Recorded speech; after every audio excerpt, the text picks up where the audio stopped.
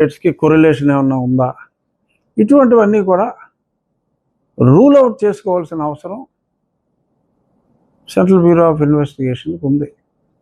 అలాగే at the same time his life will be at risk.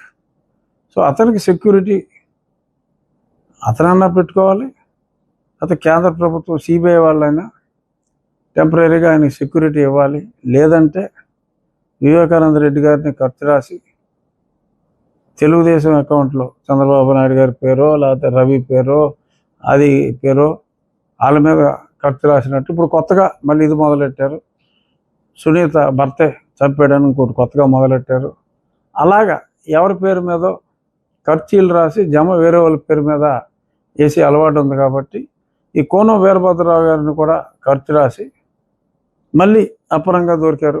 ఈసారి మరి పురంధేశ్వరి గారిని పెడతారా, చంద్రబాబు గారిని పెడతారా, ఇంకెవరిని పెడతారా, ఇంకెవరి మీద ఖర్చు రాసే అవకాశానికి స్కీమ్ వేసుకున్నట్టుగా ఈ పేపర్ వార్తలు చూస్తే నాకైతే అనిపిస్తుంది.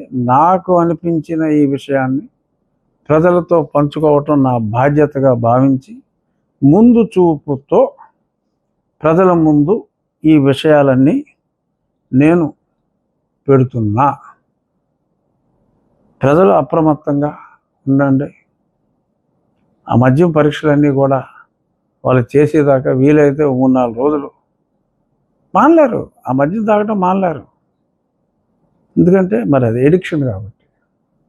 జగన్ మందు అంత చెత్త అయినా కూడా 250 రూపాయలకు అమ్మినా కూడా కొనుక్కుని తాగుతున్నారంటే ఆ కిక్కు కోసం అనేది చాలా దారుణంగా